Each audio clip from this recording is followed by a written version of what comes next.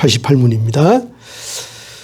그리스도께서 우리에게 구속의 혜택을 전달하는 데 사용하시는 외적 방도는 무엇입니까? 그리스도께서 우리에게 구속의 혜택을 전달하는 데 사용하시는 외형적이고 통상적인 방도는 그의 정하신 것으로 특히 말씀과 성례와 기도이니 이 모든 것이 택함받은 자들의 구원을 위하여 효력 있게 됩니다. 예, 좋습니다.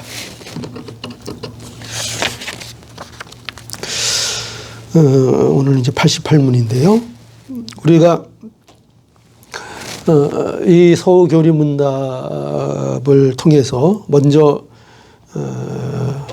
지난 배운 거를 좀 돌아보자면 우리가 십계명에 대해서 우리가 배웠습니다. 십계명. 하나님께서 우리에게 십계명을 주셨다. 근데 이 십계명은 어떤 법이냐 할 때 십계명이 어떤 법이라고 했습니까? 기억나십니까? 오늘 좀 복습하는 건데 십계명은 어떤 법이다. 세 글자. 어떤 법으로 우리에게 주셨다고요? 가물가물합니까? 기억이? 날듯 말듯? 도덕법. 그죠? 기억나시죠? 그죠? 도덕법. 도덕법으로 우리에게 주셨다. 그러니까 하나님께서 인간을 창조하실 때에 그 마음속에 법을 두셨다 했습니다. 그 마음속에. 근데 그 법은 어떤 법인가 하면 인간이 마땅히 지켜야 할 그 도리. 인간이면 마땅히 가져야 될 어떤 도리. 오늘날로 얘기하면 뭐 비슷할까요? 양심 같은 거. 그죠? 우리가 타락하기 이전에 우리에게 주신 그 양심이라는 게 있었습니다. 양심. 도덕법. 마땅히 이렇게 살아야 하고 마땅히 하나님을 어떻게 섬겨야 하는가 하는 법을 우리의 마음속에 명문화되기 전에 이미, 그죠? 모세를 통해서 명문화된 법률을 주시기 전에 창조하실 때부터 인간의 마음속에 그와 같은 도덕의 법을 두셨습니다. 그런데 인간이 죄로 인해서 타락을 해서 그 마음에 있는 도덕의 법이 희미해졌습니다. 그래서 그 법을 가지고는 아무것도 할 수 없는 처지가 되었습니다. 제대로 뭘 할 수 없는 처지가 되었죠. 그래서 하나님께서 그 주셨던 그 모든 법, 도덕의 법, 그것을 이제 우리들에게 눈에 보이는 그 문서로서, 글로서 우리에게 주신 것이 있는데 그게 바로 십계명이다 하는 것입니다. 그래서 십계명은 모든 도덕법의 요약이라고 말할 수 있습니다. 그래서 이 도덕법의 특징이 뭐예요? 도덕법은 우리가 흔히 말해서 예수 믿으면 이제 뭐 율법이 필요 있냐 없냐 뭐 이런 것들 얘기 많이 하잖아요. 그죠? 근데 도덕법, 물론 의식법, 제사법 이런 것들은 예수 그리스도 안에서 우리가 다시 반복하지 않아도 되는 그런 폐해진 법이라고 말할 수 있습니다. 그러나 그런 의식법이고 우리에게 있어서 도덕법이라는 건 그런 게 아니라 그랬죠. 그죠? 도덕법은 세월에 상관없이 시대에 상관없이 언제나 유효한 법이 도덕법이다. 시대가 변하면 하나님을 안 섬겨도 되나요? 그게 아니죠. 그죠? 시대가 변해도 하나님은 우리의 유일하신 예배의 대상이십니다. 그죠? 시대가 변해도 우리가 우상을 섬기면 되는가? 우상을 섬기면 안 되죠. 하나님만 섬겨야 되죠. 그거는 시대를 초월해서 언제나 변함없이 우리에게 진리로 주어지는 내용이죠. 또한 부모를 공경하라 하는 것도 어떻습니까? 예전에는 예의가 살아있을 시대니까 그때는 부모를 공경해도 되고 오늘날은 현대고 바쁘고 요새 뭐 예의범절 이런 것도 없는 시대인데, 그죠? 그러면 이제는 부모 공경 안 해도 되는가? 어떻습니까? 시대가 변했으니까 안 해도 됩니까? 아니죠. 시대가 변해도 여전히 부모는 부모를 공경해야 하고, 또 살인은 어떻습니까? 살인은 이제 예전에는 하면 안 됐고 오늘날은 하면 되고, 간음도 그렇습니까? 거짓말도 그렇습니까? 안 그렇죠. 안식일은 어떻습니까? 예. 주일을 거룩하게 지키라. 오늘 안식일을 우리가 주일로 지키고 있는데 그것이 폐해진 것이 아니라 이러한 도덕법은 오히려 예수 그리스도로 인하여 더욱 우리에게 확고한 말씀이 되었다. 그렇죠? 그래서 우리는 이제 그 말씀들을 예수 그리스도 안에서 보고 예수 그리스도 안에서 그 말씀들을 잘 준수하려고 애쓰고 예수 그리스도 안에서 그 모든 것들을 한결같이 그죠? 바라볼 수 있는 그러한 법으로 우리에게 이제 십계명을 주셨다 하는 것을 우리가 배웠습니다. 그런데 우리가 이렇게 십계명을 이렇게 잘 이제 배웠는데, 그죠? 우리가 얼마나 오랫동안 십계명 배웠습니까? 그런데 그래서 십계명 다 외웁니까 이제? 그래 오랫동안 했는데 다 어떻습니까? 그래도 다 하실 수 있을걸요? 시도해보면 하실 수 있을 겁니다. 그래서 오늘은 물어보지 않겠습니다. 긴장하셨을 건데 이제 물어보진 않겠습니다. 근데 그거 배우면서 우리가 느낀 게 뭡니까? 느낀 게 뭐냐면 잘 배웠는데 다 배우고 나니까 결론이 뭐냐면 그럼 이 십계명을 과연 우리가 이 좋은 거를 다 지킬 수 있는가 할 때 어떤 결론이 있었습니까? 그럴 수 없다. 인간으로서는 타락한 인간으로서는 이 계명들을 온전히 다 지킬 수 없다 하는 것을 우리가 배웠습니다. 그러면 우리가 이 계명을 다 지킬 수 없으면 그러면 이제 우리는 어떻게 됩니까? 다 지킬 수 없기 때문에 마땅히 우리는 뭘 받아야 합니까? 하나님의 진노와 저주를 우리는 마땅히 이제 받아야 합니다. 그렇죠? 그래서 우리는 율법 앞에 서면 율법으로만 보자면 우리는 다 죄인이고 우리는 하나님의 진노와 저주를 받아야 하는 것이 마땅한 자들입니다. 그래서 우리는 이제 이것만 생각하면 우리는 소망이 없습니다. 그래서 하나님께서 그럼 이런 소망 없는 우리를 그냥 그 자리에 두셨느냐 할 때 또 소교리 문답은 우리에게 뭘 가르쳐 주고 있습니까? 그 하나님의 진노와 저주를 피할 수 있는 길을 하나님께서 또 주셨다 하는 것을 우리에게 가르쳐 주시고 있습니다. 누굴 주셨습니까? 우리 예수 그리스도, 구속자이신 예수 그리스도를 주셔서 이제 우리가 예수 그리스도를 믿음으로 이 하나님의 진노와 저주를 피할 수 있도록 하나님께서 해 주셨다. 그렇게 우리에게 가르쳐 주고 있습니다. 그래서 우리가 하나님의 진노와 저주를 피할 수 있도록 하기 위해서 하나님께서 우리에게 요구하시는 것이 있다. 이제 얘기했습니다. 기억나십니까? 세 가지. 이건 최근 겁니다.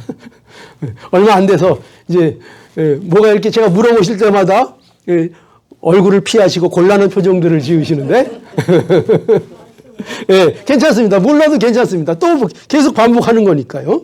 이거 끝나면 이 소교리 문답 끝나면 또 이제 대교리 문답도 해야 되고 하일들베르그 문답도 해야 되고 계속 근데 그 내용들이 전부 다 반복이고 좀 더 깊이 있게 이렇게 들어갑니다.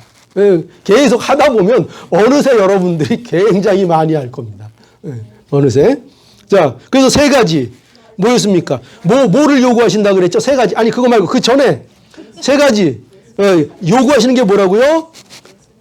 예수 그리스도를 믿을 것을 요구한다 하셨고, 두 번째 회개, 무엇에 이르는 회개?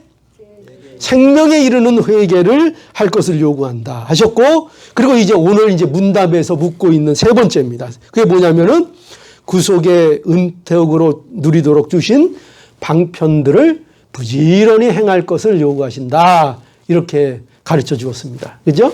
자, 세 가지. 오늘, 왜냐면 이거는 우리가 잘 알아야 됩니다. 왜 잘 알아야 되죠? 우리 보고 부지런히 하라고 요구하시는 거니까. 오늘날도 계속 부지런히 하라고 요구하시는 거니까 잘 알아야 합니다. 오늘날 계속 어떻게 해야 돼요? 우리가 예수 그리스도를 믿지만 그래도 오늘날 우리가 살아가면서 또 예수 그리스도를 어떻게 합니까? 믿음으로 살아야 합니다. 그죠?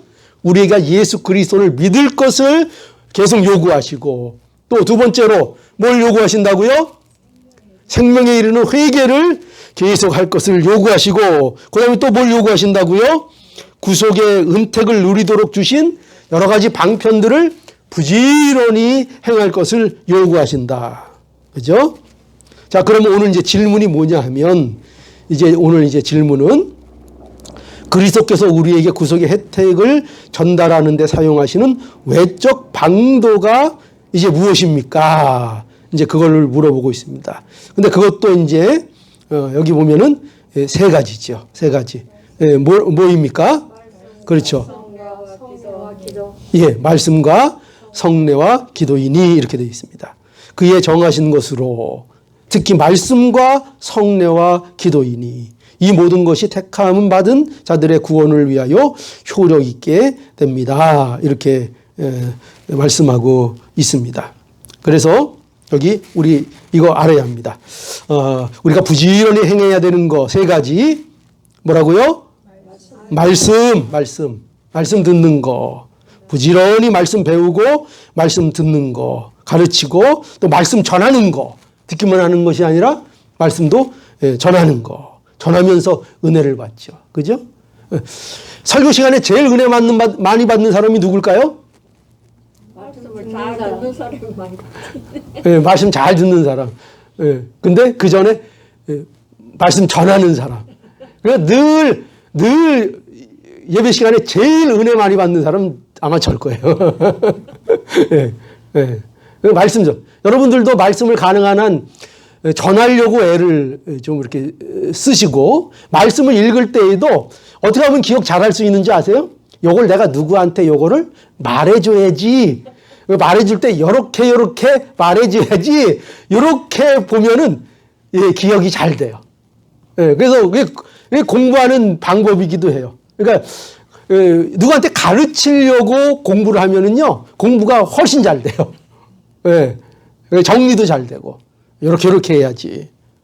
그래서 항상 그렇게 우리가 말씀을 듣기도 하고 가르침 받기도 하지만 전하기 위해서 또 힘쓰고 그러다 보면 그것이 다 누구의 은혜가 돼요? 자신에게 은혜가 되고 남들에게도 은혜를 끼치는 그런 일들이 될 수 있습니다. 그래서 말씀 그리고 또 뭐라고 그랬죠? 성례, 성찬식, 세례식 하는 거. 또 뭐죠? 기도. 그러니까 우리에게 요구하시는 것은 내적인 일만 요구하시는 게 아니에요. 내적인 일은 뭘까요? 우리에게 요구하시는 내적인 일은 뭘까요? 앞에 두 가지 했던 거. 앞에 두 가지 했던 거 뭐죠? 세 가지 중에서 요구하시는 거 세 가지 중에서 앞에 두 가지 뭐였죠? 다시 복습이에요. 예수 믿을 것을 요구. 이거 내적인 역사예요. 내적인 역사. 우리 안에 내적인 이 역사가 우리 안에 있어야 돼. 예수를 믿는 내적인 역사. 그 회개도 뭐죠? 회개도 그거는 내적인 역사예요. 회개의 역사, 내적인 역사. 그렇죠? 이걸 우리에게 요구하고 계시는데 그런데 이러한 내적인 일만 우리에게 요구하시는 것이 아니라 외적인 방편도 요구하시는데 그 외적인 방편이 말씀과 성례와 기도인 것을 말씀하고 있습니다. 그래서 아까 사도행전 2장 42절에 우리 보았죠? 저희가 사도의 가르침을 받아 서로 교제하며 떡을 떼며 기도하기를 전혀 힘쓰니라. 우리 교회도 이 기본을 지키는 이 기본이 충만한 교회가 되면 좋겠습니다. 그죠? 사도의 가르침을 받아 서로 교제하며 그러니까 제일 첫 번째가 뭐예요? 가르침을 받는 거예요. 그러니까 이 기독교는요 가르침을 받는 거예요 먼저. 왜요? 모든 원리가 우리 안에서 만들어지는 것이 아니라 기독교의 전제는 전부 다 외부로부터 우리에게 주어지는 게 전제되고 있어요. 우리 안에서 만들어지는 게 아니에요. 우리가 성화를 이루어나가고 거룩을 이루어나가고 이런 것도요 전부 다 우리 안에서 우리의 소양을 만들어내는 게 아니에요. 전부 다 뭐냐면 예수 그리스도를 통하여 이루신 것들을 우리가 받는 거예요. 예수님의 것들이 우리의 것들이 되는 거예요. 예수님으로부터 공급받는 거. 그렇기 때문에 기독교는 계시의 종교, 하나님이 열어주셔서 우리에게 보여주시는 종교, 하나님이 우리에게 말씀하시는 종교예요. 우리가 만들어내서 우리가 뭐 아이디어를 짜내는 종교가 아니라 하나님께서 우리에게 말씀해 주시는 거예요. 그래서 기독교의 가장 중요한 항목이 뭐냐? 가르침을 받는 거예요. 가르침. 언제나. 사도들의 가르침을 받아. 이게 전제가 돼야 돼요.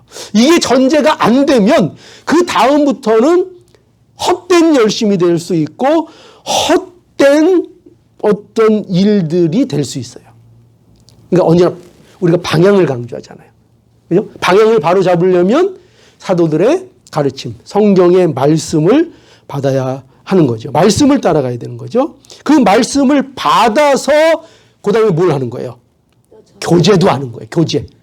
그러니까 교제를, 그러니까 성경에서 말하는 교제는 그냥 우리가 뭐 인간적으로 서로 뭐 잘해보자, 뭐 인간적으로 친해보자 이런 거 정도를 얘기하는 거 아니에요. 물론 그런 면도 우리가 있어야 되지만 성경에서 말하고 있는 진정한 교제는 뭐냐면 뭐를 근거로 한 거예요?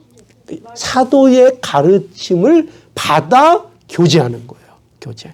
그러니까 말씀 안에서의 교제를 의미하고 있는 거죠. 그래서 이 교제는 실제적으로 뭘 해요? 성찬에서, 그렇죠? 떡과 포도주를 떼는 것으로 서로 예수 그리스도의 피와 살에 함께 동참함으로 진정한 교제를 이루어 나가는 거죠. 그 영적 교제, 그 말씀을 통한 영적 교제가 전제되지 않으면 그건 참된 교제가 될 수 없어요, 교회는. 교회는 뭐 서로 뭐 웃고 떠들고 뭐 이렇게 인간적으로 친해지는 친분을 다지기 위해서 나오는 데가 아니에요. 교회는 기본적으로. 물론 생활 중에 그런 것들이 따라오죠. 그죠? 그런 게 있을 수 있지만 근본적으로 아무리 친해도 서로 만날 때 죽고 못 산다 아무리 친해도 기본적으로 말씀을 안에서의 교제가 기본적으로 전제되지 않으면 이 성도의 교제는 더 이상 의미가 없다고 말할 수 있어요.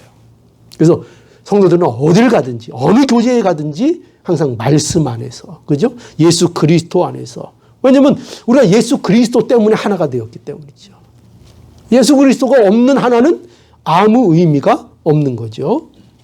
그 안에서 서로 떡을 떼며 교제를 하고 또 그 안에서 또 뭘 해요? 이제 뭐래요? 기도를 힘쓰는, 기도에 힘쓰는 거죠. 그러니까 기도도 마찬가지예요.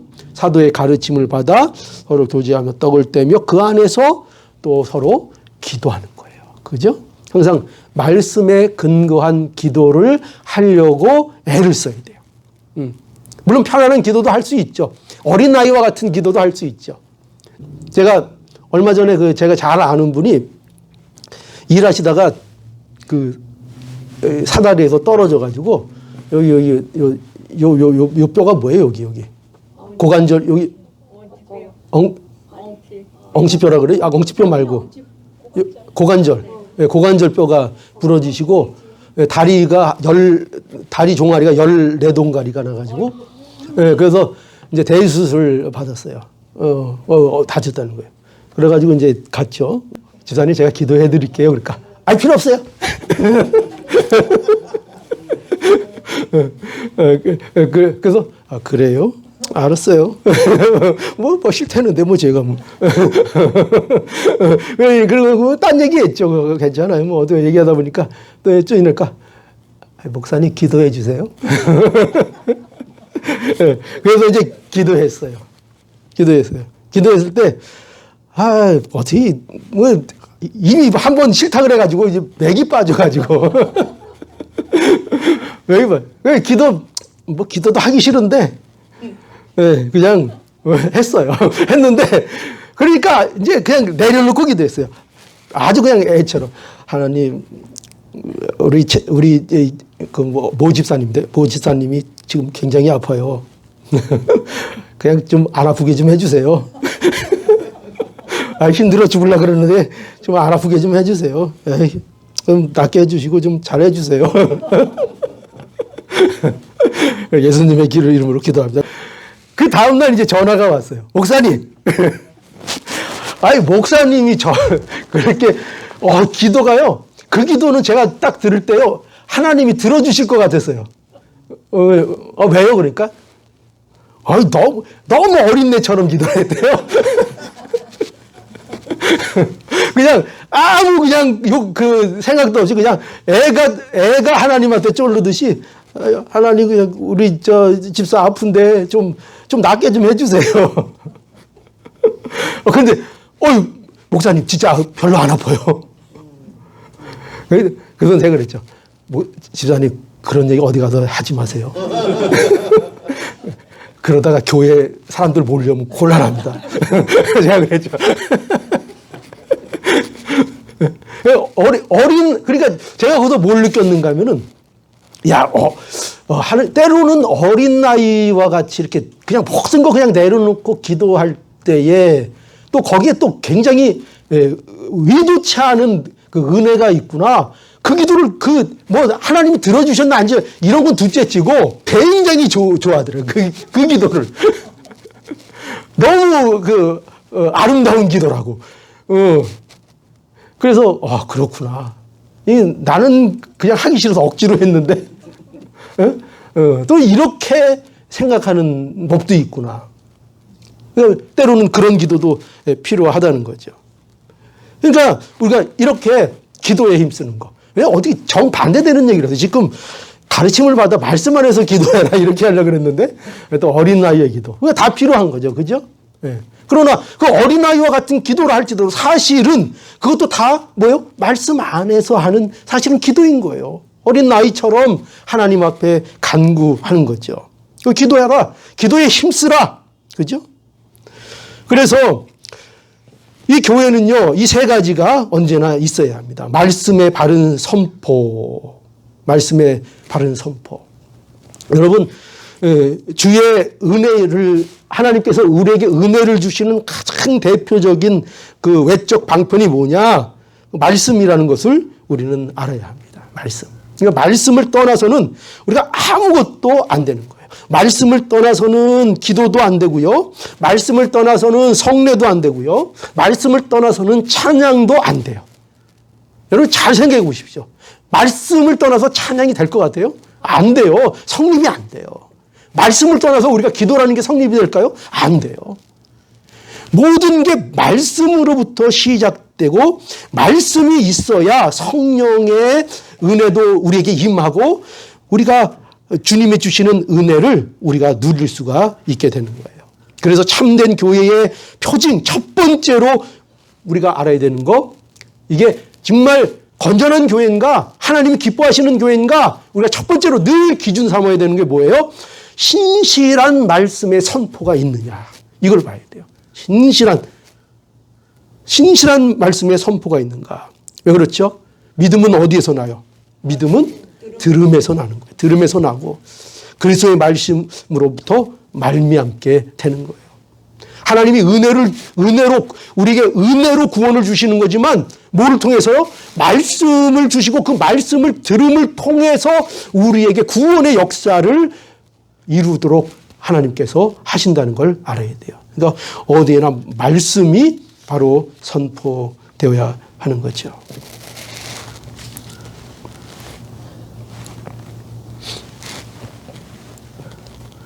그래서 우리 찬양도 이 말씀이 중요한데, 그죠? 말씀. 그래서 저는 이제 앞으로 이것도 정확하게 그렇게 될지 안 될지는 모르지만 우리 교회도 이제 여러 가지 찬송을 부르는 것도 좋은데 시편을 좀 부르는 것을 좀 연구를 좀 해봤으면 좋겠다. 저는 그런 생각을 늘 이제 갖고 있거든요.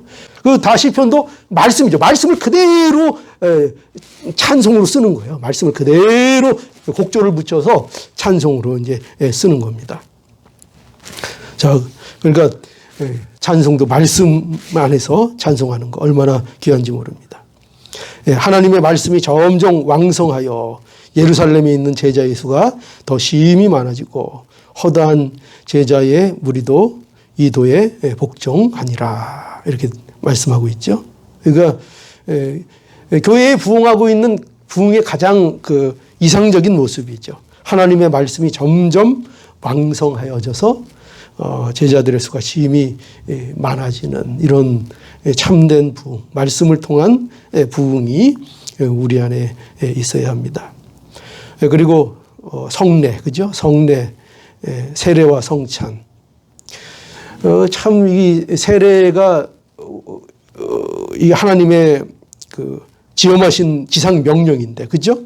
그러므로 너희는 가서 모든 족속으로 제자를 삼아. 여기도 보면은 명령 중에 뭐가 있어요? 제자, 첫 번째가요? 제자 삼는 거. 제자 삼는 거는 가르치는 게 주된 거예요. 가르쳐. 제자를 삼아. 그 다음에 뭐요? 아버지와 아들과 성령의 이름으로 세례를 주고.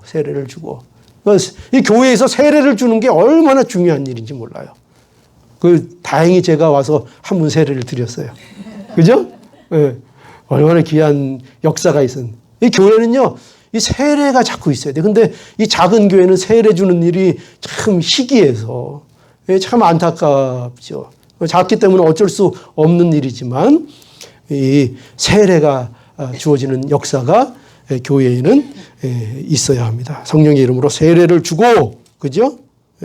그리고 성찬, 떡과 예수님의 살과 피로 하나 되는 성찬 예식을 계속 함으로 예수님의 죽음을 기념하고 계속 증거하는 교회가 돼야 되는 거죠.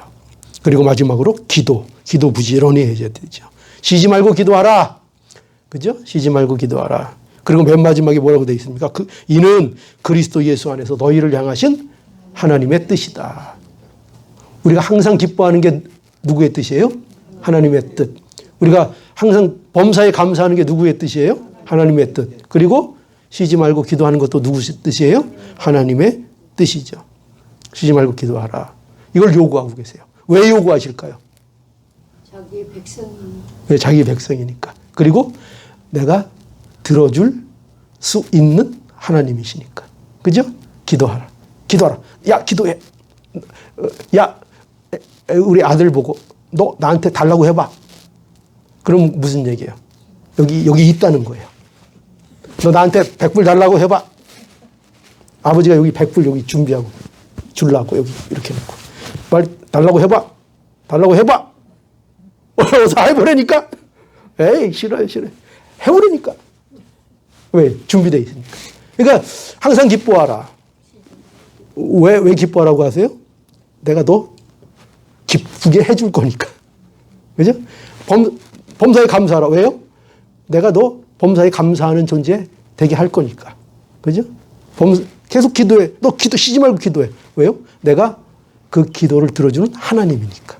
기도하라. 답이 없이 우리에게 요구하시는 하나님이 아니에요. 그죠? 답이 없는데 어떻게 요구를 하세요? 그거는 우리를 고문하시는 거죠. 그죠? 하나님이 우리 고문하시려고 계속 말씀 주시는 거예요. 그래서 너 쉬지 말고 기도해. 항상 기뻐해. 그럼 우리가 그것이 우리하고 전혀 상관없고 우리에게는 해당이 안 되는 거면 그 말씀은 다 우리에게 뭐예요? 고문이죠. 아이고, 왜 이렇게 고문하세요? 기뻐해. 항상 범사에 감사해. 쉬지 말고 기도해. 그만 좀 고문하시고 그만 좀 괴롭히세요. 그죠? 모르면 그게 주 안에서 우리에게 허락된다는 사실을 모르면 그건 다 고문이에요. 그렇죠? 그런데 하나님께서 우리에게 그 요구하고 계세요. 왜냐하면 하나님이 그 모든 것들을 준비하시고 허락하시는 하나님이시기 때문에 우리에게 그것들을 요구하시는 거예요. 그러니까 우리가 이 요구를 받고 있다는 거, 말씀을 주시고 있다는 사실을 우리는 기쁘게 생각해야 돼요.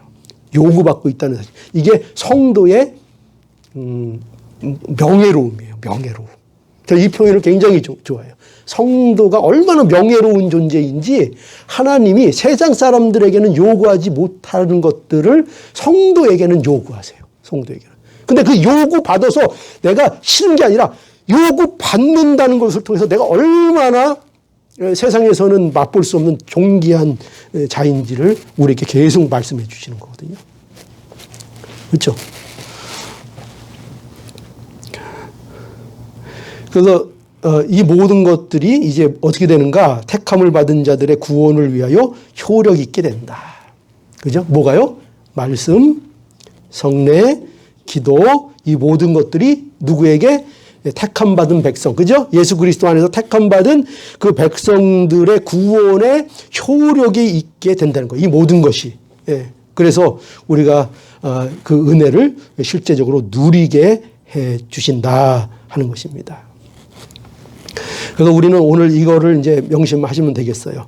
그리스도께서 우리에게 구속의 혜택을 전하는 데 사용하시는 외적 방도가 있다. 외적 방도가 있다. 그죠? 근데 그 외적 방도가 뭐라고요? 말씀, 성례, 기도. 누가 정하신 거라고요? 그리스도께서 정하신 것이 있다. 그리고 그것은 우리에게 분명하게 효력이 있다, 없다? 효력이 있다. 그러니 우린 뭐 하면 된다? 부지런히 요구하시는 것을 순종하고 행하면 된다 하는 것을 말씀하고 있습니다. 그러니까 여기 분부하신 게 뭐냐? 교회 이것들을 잘 이루려면 그래서 우리가 가장 지혜로운 방법이 뭐예요? 이런 것들, 이 말씀, 성례, 기도 이것을 우리가 부지런히 행하기 위해서 가장 지혜로운 방법 뭘까요? 교회에 열심히 다니는 거예요. 간단하죠? 네. 여러분들이 집에서 혼자 하는 거하고 교회 나오는 거하고 어떤 게 더 많이 하겠어요? 교회 와야죠. 그럼요. 모여야죠. 우리 자신을 과신하면 안 돼요. 우리가 아무리 뭐 잘할 겁니다, 잘할까 합니다 해도요. 혼자 가서 집에 혼자 있으면요 아무것도 안 해요. 맞아요. 예, 아무것도 안 해요. 거꾸로 장고 예, 있는 거 없어요. 예, 맞아요. 우리가 그렇게 뛰어나지 않다는 걸 인정해야 돼요. 얼마나 연약한지를 인정해. 그래서 우리는 모여야 돼요. 모여야 비로소 좀 흉내를 내는 거예요. 모여야. 그래서 우리가 목숨 걸고 무조건 육신이 고대도 끌고 나와야 되는 거예요. 나와야 뭐가 되는 거예요. 그냥 주저앉아 있으면 아무것도 안 돼요. 무조건 죽을 것 같아도 여러분 그런 거 많잖아요. 새벽 운동 같은 거 특히 그렇죠. 처음에 나갈 때 얼마나 죽을 것 같아요. 아이고 뭐 천근만근이죠. 일어나서 나가려면. 근데 나가서 시작하면 어때요? 그거보다 상쾌한 거 없거든요. 그냥 너무나 보람차요. 너무나 살만 나고 얼마나 인생이 신나지는지 몰라요.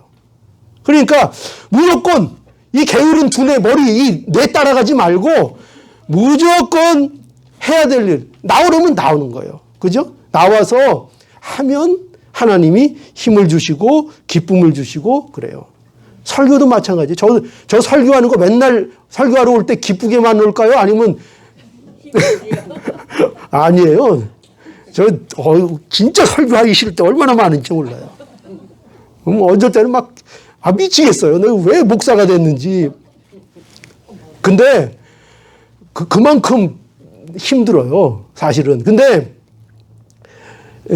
와서 또 설교하고 여러분 뵙고 말씀 전하고 막 하면 다 이제 날아가요.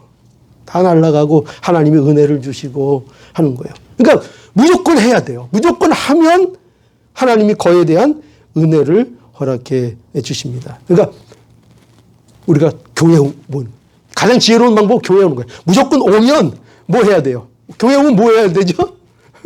말씀 들어야 돼요. 듣기 싫어도 말씀 들어야 되고. 교회 오면 또 뭐 해야 돼요? 찬송해야 되고. 또 기도해야 되고.